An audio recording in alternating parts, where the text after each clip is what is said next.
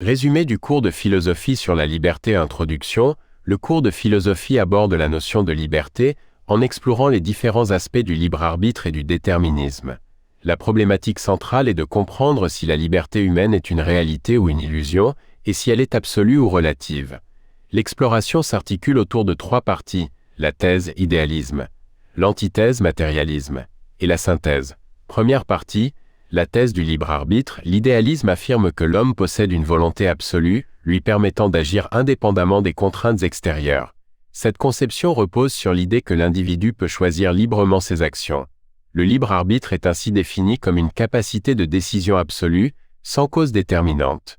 Descartes illustre cette idée dans une lettre à Mélan. « Je peux refuser l'évidence en présence même de l'évidence ». Citation de Descartes, « Je peux nier que 2 et 2 font 4, et confirmer ainsi, fût-ce de manière bien paradoxale, l'existence de ma liberté. » Lettre à Mélan, 1645, l'expérience du choix est cruciale dans cette thèse. Jean Buridan, un moine du XIVe siècle, imagine l'expérience de pensée suivante.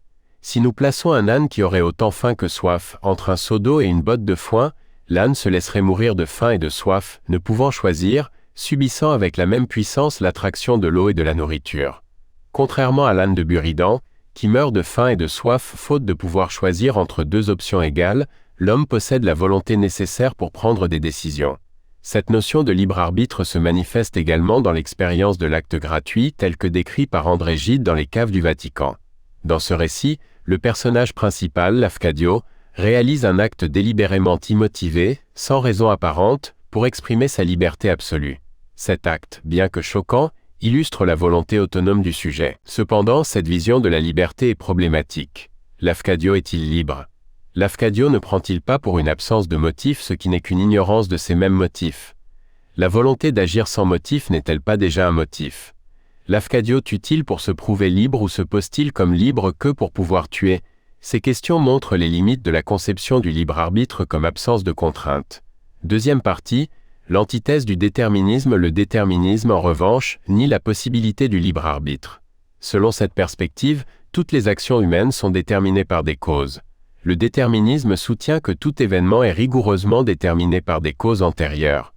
Laplace propose une vision de l'univers où une intelligence parfaite, connaissant toutes les forces et positions des êtres à un moment donné, pourrait prédire l'avenir avec précision. Cette vision, bien que théorique, pose la question de la liberté humaine dans un monde entièrement déterminé. Citation de Laplace, « Nous devons envisager l'état présent de l'univers comme l'effet de son état antérieur et comme la cause de celui qui va suivre. » Essai philosophique sur les probabilités, 1814. Spinoza critique l'illusion de la liberté. Les hommes se croient libres pour cette seule cause qu'ils sont conscients de leurs actions et ignorants des causes par où ils sont déterminés. Éthique. Il compare cette situation à une pierre qui, une fois lancée, continue de se mouvoir et pense qu'elle persévère dans son mouvement par sa propre volonté, alors qu'elle est en réalité contrainte par une force extérieure, la gravitation. Dans son Éthique, Spinoza décrit comment les hommes se perçoivent comme un empire dans un empire, croyant être indépendants alors qu'ils sont en réalité soumis aux lois naturelles. La véritable liberté, selon Spinoza, réside dans la connaissance de la nécessité. En comprenant les causes de nos actions, nous pouvons aligner notre volonté sur les lois de la nature, ce qui constitue une forme de liberté plus authentique. Spinoza souligne que la véritable liberté ne réside pas dans la rébellion contre les lois naturelles, mais dans la compréhension et l'acceptation de la nécessité. La vraie liberté est dans la connaissance de la nécessité. C'est en connaissant les causes de mes actions que je peux y conformer ma liberté et vouloir vivre selon les lois de la nature. Exemple, un individu qui pense choisir librement de fumer peut en réalité être influencé par des publicités, des pressions sociales ou des habitudes familiales. La prise de conscience de ces influences peut le mener à une décision plus éclairée et libre.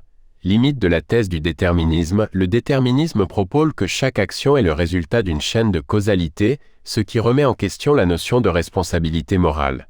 Toutefois, des critiques logiques et morales sont formulées contre cette vision. Logiquement, la pensée qui nous dévoile le déterminisme partout dans la nature, y compris en nous-mêmes, est-elle elle-même déterminée? Si ce n'est pas le cas, la pensée du déterminisme ne se contredit-elle pas elle-même? Si vous dites que la liberté est illusion, comment pouvez-vous avoir la liberté de le dire et de le penser? Lagneau, philosophe français du XIXe siècle, disait « Pour que la nécessité soit reconnue, il faut que nous considérions que nous sommes distincts de cette nécessité, que nous sommes libres. Penser le déterminisme ou nécessité, c'est le mettre à distance, c'est comme s'en extraire, s'en excepter. Un robot, un ordinateur ne se poserait pas la question de la liberté. Moralement, si le libre arbitre n'existe pas, comment expliquer l'expérience morale et la responsabilité individuelle? Si nous sommes entièrement déterminés, il n'y aurait ni bien ni mal, ni mérite ni péché. Les concepts de responsabilité et de dignité humaine perdraient leur sens. Le remords et le repentir témoignent de notre liberté de choisir nos actions. Troisième partie, la synthèse tente de réconcilier la liberté et le déterminisme. Kant utilise la métaphore de la colombe qui vole grâce à la résistance de l'air. Cette résistance, bien que contraignante, est également ce qui permet à la colombe de voler. De même, le déterminisme peut être vu comme la condition de possibilité de la liberté. Sans contrainte, aucune action n'est possible. Spinoza propose que la véritable liberté consiste en la compréhension et l'acceptation de la nécessité. En connaissant les causes de nos actions et en vivant en accord avec les lois naturelles, nous pouvons atteindre une forme de liberté authentique. Spinoza affirme, la vraie liberté consiste à comprendre que nous sommes déterminés. Cette perspective transforme les contraintes en conditions de possibilité pour l'action libre. Exemple, en connaissant et respectant les lois de la gravité, les scientifiques peuvent développer des technologies comme les avions et les fusées, démontrant ainsi comment la connaissance des déterminismes permet d'élargir la sphère de notre liberté. Francis Bacon soutient que l'on commande à la nature en lui obéissant. La liberté est ainsi une conquête progressive par la connaissance et la maîtrise des déterminismes. Plus l'homme connaît, plus il est libre. Les progrès de la liberté vont de pair avec les progrès de la connaissance.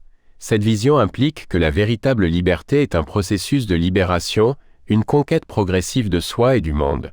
En agissant sur la cause, on peut changer l'effet. Si l'homme comprend le principe de causalité qui domine les lois de la nature, et les lois de sa propre nature, il peut agir dessus et en modifier les effets. En obéissant aux lois du déterminisme, l'homme peut le maîtriser. L'idée de liberté comme autonomie est explorée, où l'individu se donne à lui-même ses propres lois, en opposition à l'hétéronomie où la loi vient d'une autorité extérieure. La liberté devient alors un processus de libération progressive, une conquête et un apprentissage plutôt qu'un état statique. Cette conception insiste sur l'importance de la conscience et de la connaissance pour atteindre la véritable liberté. Conclusion, le cours conclut que la liberté humaine n'est ni une pure illusion ni une réalité absolue, mais plutôt une dialectique entre liberté et déterminisme. La liberté se construit dans la compréhension et l'acceptation des contraintes, transformant ces dernières en conditions de possibilité pour l'action libre. La liberté ne se présente pas comme un état passif, mais comme une conquête active et continue. Ce processus d'autonomisation et de libération progressive est central chez l'homme, suggérant que la véritable liberté commence là où finit l'ignorance.